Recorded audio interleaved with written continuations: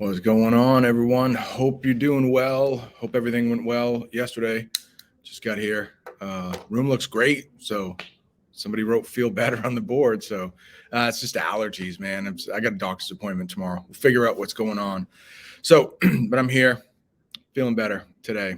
So let's get into this. Winter Hibiscus Part 2.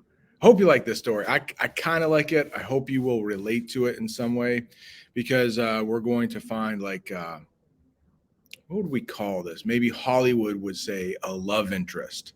So she has a love interest, and he sounds like an American guy. So I'm not sure. Some families from other countries, they don't want their children to date Americans. They would want something more traditional. We'll see how this goes. I don't know, but she's got to take a driver's test. If anybody's seen the Ms. Marvel, if anybody has seen that, there's like an episode in Ms. Marvel that reminds me of this. I don't know if we'll get to it today, but just a hint of it. So if you've seen Ms. Marvel, you might know.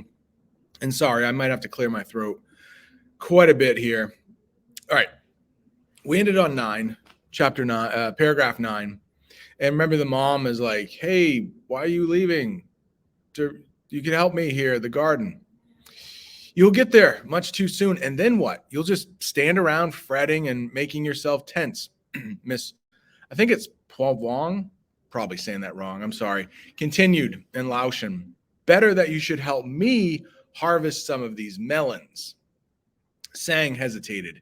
How could she explain to her mother that she just wanted to hang out with the other schoolmates who were scheduled to take the test that afternoon, and to savor the tingle of anticipation when David Lambert would drive up in his old blue Chevy and hand her the keys? David Lambert, love interest. "The last of the hot peppers should be picked, and the kale covered with a layer of mulch," Mrs. Provon added, wiping one hand across her shirt and leaving a streak of mud there. Uh-oh. So she's going to start thinking, wait a second, I'm dressed pretty nicely here. I don't want that to happen. Sang glanced down at her own clean clothes. She had dressed carefully for the test and for David. She had on a gray wool skirt and a Fair Isle sweater, both courtesy of David's mother from their last rummage sale at the church. And she had combed out her long black hair and left it hanging straight down her back, the way she had seen the blonde cheerleaders do theirs, instead of bunching it up with a rubber band. I'm not even going to try to say the Laotian here. They translate it right after. So, "Come, help your mother a little." And she says that, which I guess translates to, "Come on, child." It's the child that's going to get her here. Her mother said gently. There were certain words that held a strange resonance for Sang, as if there were whispers echoed behind them. This could be Luque, or child was one of these words. When her mother called her Luque in that soft, teasing way, Sang could hear the voices of her grandmother and her uncle or her primary school teachers behind it, as if there were an invisible chorus of smiling adults calling her, chiding her. Now, I don't want to, I think we've had a few too many assignments this week, with the quiz that you could take, and then the final assessment for Red Roses. So next week, we'll talk about some of these words that might be difficult, but I believe chiding is one of them. Please raise your hand if anybody knows what chiding is. And if not, I'll say it here. It's like being mad at somebody. We might also use reprimanding, but it's like saying you're doing something wrong. Like, parents will often chide their child if they're doing something wrong. So primary school. So it seems like Sang did go to school, or at least started school, in Lao. All right, back to the story here. Next page. "Just for a while," Sang said, and walked over to the melons, careful not to get her skirt tangled in any vines. Together they worked in companionable silence for some time. The frost had already killed the snow peas and Chinese cabbage, and Sang helped pluck out the limp brown stems and leaves. But the bitter melons, knobby and green, were still intact and ready to be harvested. Her mother had been insistent on planting only vegetables that weren't readily available at the local supermarkets. sending away for seeds from various Chinatowns as far away as New York and San Francisco. So we still don't know exactly what city in the United States this takes place, but we know it's not San Francisco and New York. At first alone, then joined by the rest of her family, she had hoed the hard dirt of the vacant lot behind their dilapidated old house and planted the seeds in neat rows. So dilapidated is one of our words that you will, you could look it up. One of the words on next week's word list. Does anybody know dilapidated? I will pause here. Some might say EL is dilapidated. It's basically a building. I think it's almost always used as a building. It means falling apart, old, not being really cared for, which is why there'll be a brand new school and you guys will be the first, freshman class of it, which should be pretty sweet. All right, the next one, 17. Excuse me.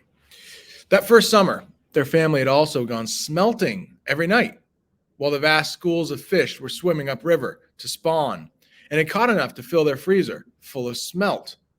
All right, somebody in here probably know. I know somebody in here knows what smelt is. And I bet there are a lot of people that don't know. Maybe with the context clues, you can figure it out, but I will pause here. Anybody? Smelt? Let me know. All right. And I believe they're small fish, right? At one time, my first job, or my third job, I guess, in high school and partly in college, was working at Shaw's. And I worked in the seafood department. And I believe, no, I don't think they didn't sell, they sold mackerel, not smelts. They both are similar, like small fish.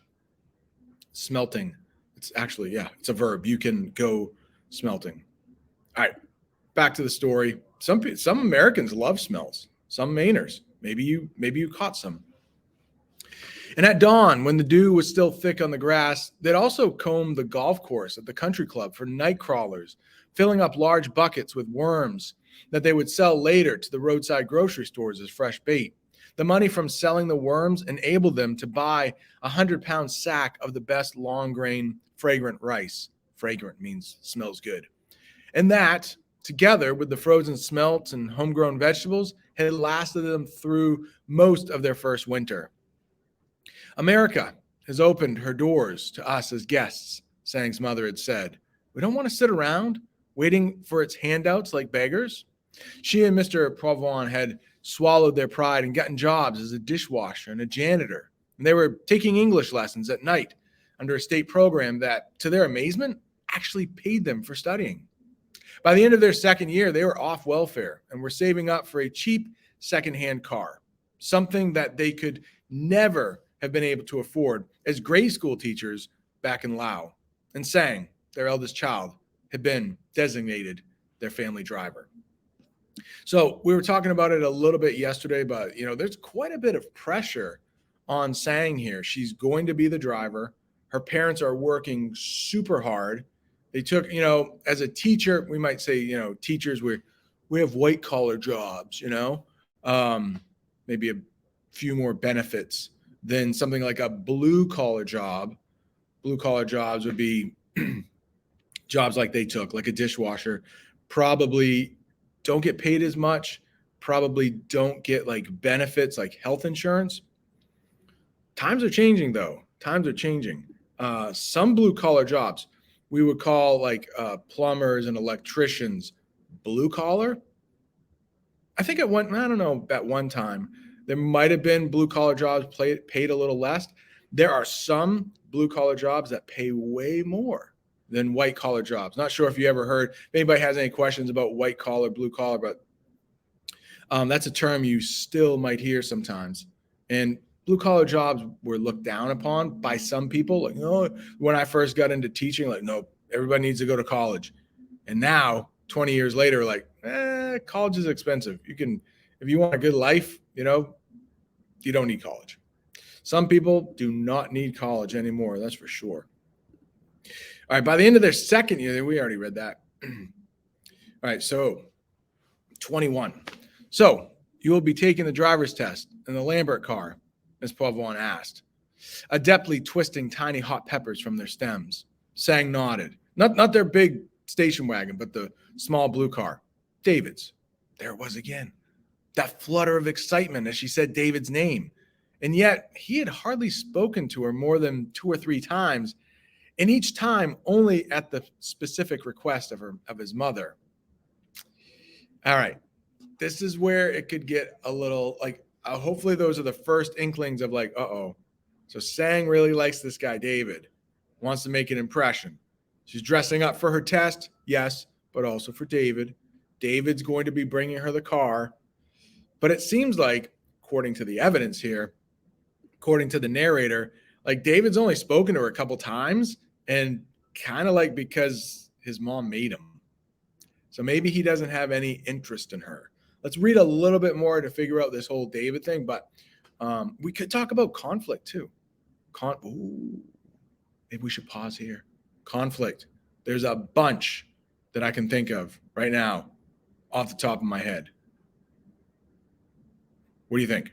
Hopefully somebody said society.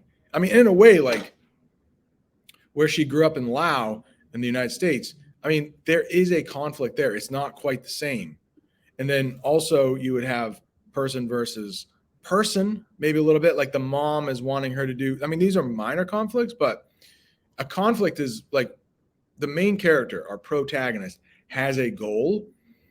And so, I mean, we could call them complications, things that, minor things that don't allow our protagonist to get what they want. So at the very least, right now, the mom is a complication. Like she wants to leave. Sang wants to leave. And the mom is like, guilting her, I guess, into helping. So we got the whole society thing. And then maybe person versus self, right? Like what teenagers don't have a little bit of self-doubt, right? Like, am I doing this right or whatever? Who doesn't? What adult doesn't have that? And she's got a big test to take too. Driver's test. A lot riding on this. Her parents are kind of expecting her to be driving their car around that they bought. 23. Miss Lambert, their sponsor in the United States, was a large, genial woman with a ready smile and 2 brown braids wreathed around her head. The wife of the Lutheran minister in, keep reading here, their town. Oh, they didn't say the town. She had already helped sponsor 2 Laotian refugee families and seemed to have enough energy and goodwill to sponsor several more. 4 years ago, when they first arrived, I think we heard that already, right? She's been here for 4 years. It was she who had taken the Pong Vong family on their rounds of medical checkups, social welfare interviews, school enrollments, and housing applications. So Mrs. Lambert, David Lambert's mom, is definitely, she's there out of the kindness of her heart. She probably really cares about people. Who knows? Maybe David isn't quite the same, but when we read tomorrow, we will see, I think we will see, we'll get there, David and Sang meet for the first time. We'll get a read. Like, is he into her? Maybe, maybe not. All right. Hope this wasn't too bad for you. Take some time to work on Red Roses, and then we'll do a little Frankenbeans at the